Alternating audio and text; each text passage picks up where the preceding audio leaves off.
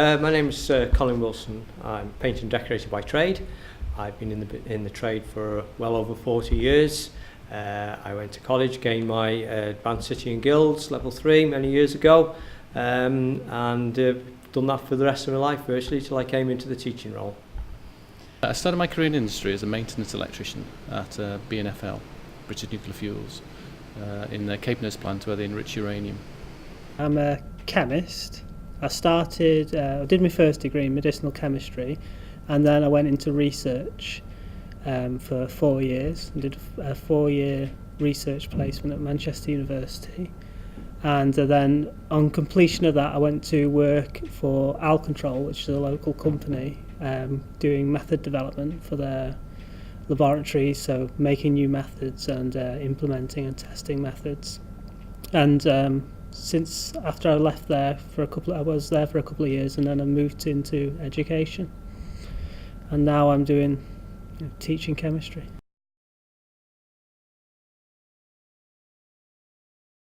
So I've been teaching I've been teaching at West Cheshire College for 4 years, but previous to this, when I was doing my research, I worked for Manchester University in the laboratories, part-time teaching on the lab courses.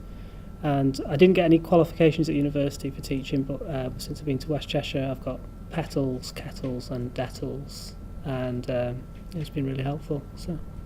Well, while I was in British Nuclear Fuels, I moved into the training department and started teaching as a part-time teacher, apprentices, so a modern apprenticeship framework really, teaching electrical installation, electrical maintenance and electronics.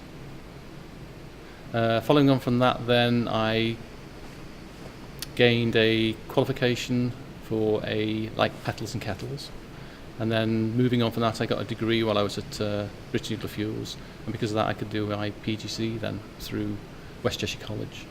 So I did my teaching qualification through West Cheshire College.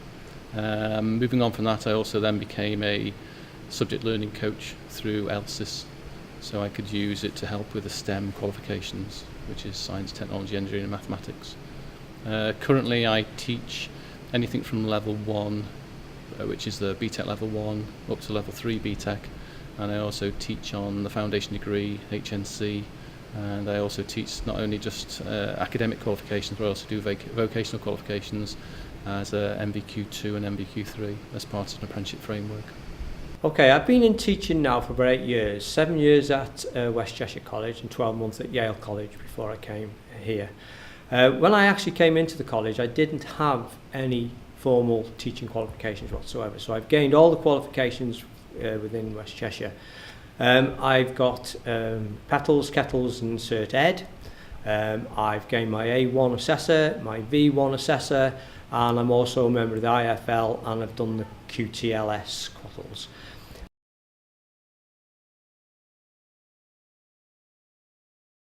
The challenges were many. Okay, it's a completely different area. You come into teaching, yes, you have the background to be able to do your trade, you've done it for many years. However, when you come to try and talk to students who have never done it before, it's a different ball game altogether.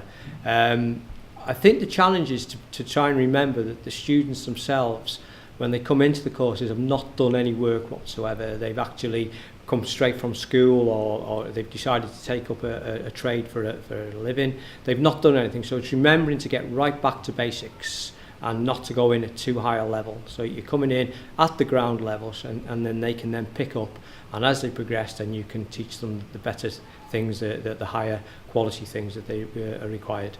Biggest problem with expectations for teaching students is your own expectations to work at a certain level of quality and quantity, and the students themselves have a different value for things. So they want sort of very quick fixes. They don't necessarily want to work long periods of time to gain a qualification. They want it as quick as they can. Whereas from my own experience of doing a 5-year served apprenticeship and going through City and Guilds qualifications, BTEC qualifications and degrees, I know it's taken me 20 years to get through those qualifications. So I think it's just the understanding the students have to have is the length of time it takes to become qualified, and then the additional time it takes to become actually skilled and put the qualifications into practice. The main challenge has been subject knowledge. When you're in research or when you're working for a company, you become very specialised, and you have a very good knowledge about a small portion of chemistry. And then when the main change is when you come back to chemistry, you forget how much you've forgotten, and you have to go back and relearn, and you have to make sure your subject knowledge is good, and give yourself sort of an honest review of where your knowledge is at, and not be scared to go back to GCSE and A-level books no matter how well qualified you are, and make sure your practical skills. So it's just being prepared.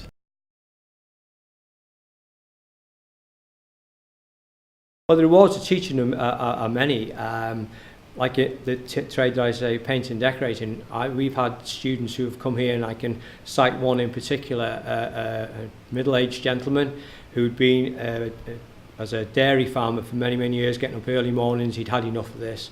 So he decided he wanted to come into painting and decorating as a trade. He came on a night class course that we were running.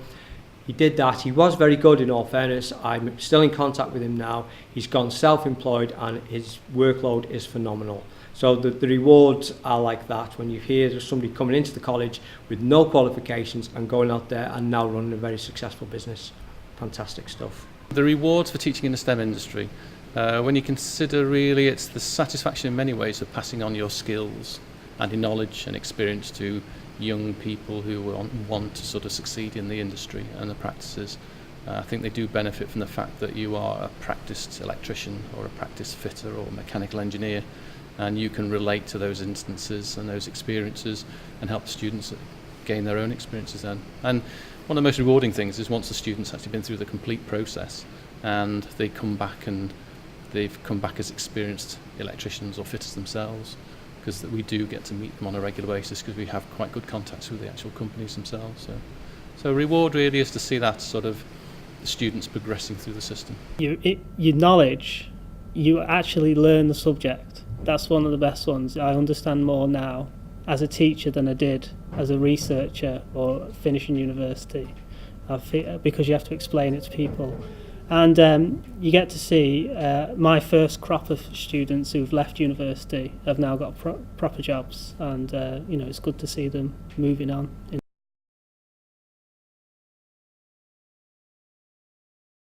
I would advise them that it's a very good move to do, because their ability to teach is not known until they actually do it. You have to come into it.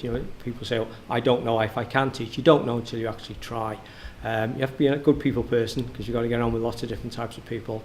So my advice to you would be to, if you could, come along and talk to the college, come along to talk to the tutors, try and get some idea of what is involved, and then see then if maybe you could come in and shadow them for a day or so, half a day, just to see what they do, and then maybe you could go into it yourself, with a bit more of an eye-opening thing from there. I think the main advice, if you were somebody who was moving from industry into teaching, is it is a totally different environment. Whereas you're responsible for your own actions, in this sort of environment, you've really got to rely on the students wanting and having a desire to do the work, which isn't always apparent. Students bring along their own baggage and difficulties, and they don't always meet the expectations you put upon them, really. So a lot of it's patience, gain experience, work with others, learn from others. Don't necessarily think that you're always the right way. There is a set way of teaching, which, as you've done it for a while, you understand the principles and the reasons behind it, really. So it's if somebody's going into teaching, fresh from industry, I'd say go through the process and learn as much as you can, gain a lot of experience, get a good mentor, make sure the mentor helps you through the problems, and always ask questions.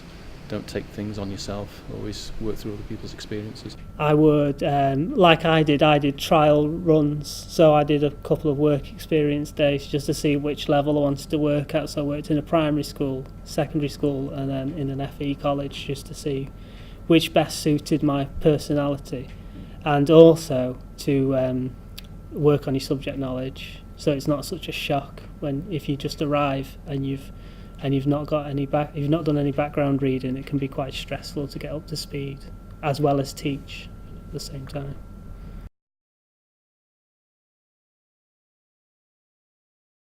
Well, obviously in the construction industry, we build things, you know. So from that side of things, it really is a great benefit.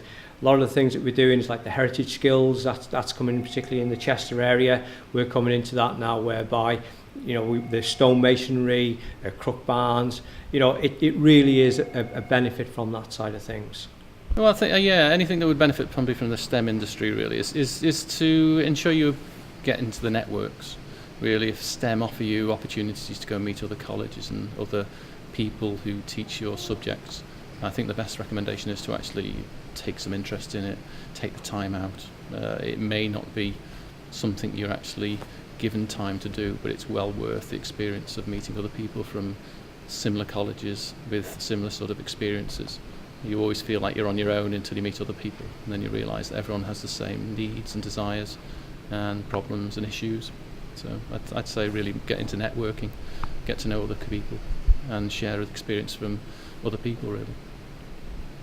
Log what you've done at work, because you forget all the skills that you have done, and it's good to log down what you've actually done and be able to talk to the students about it, because it fills them with confidence that you're a professional. And take your skills that you've learnt at work and don't adjust them, because really the education needs to adjust to the workplace, and most people stop using lab books and stop doing all of the key skills that we have in work and adjust to the provider, rather than if you bring your skills with you. That's what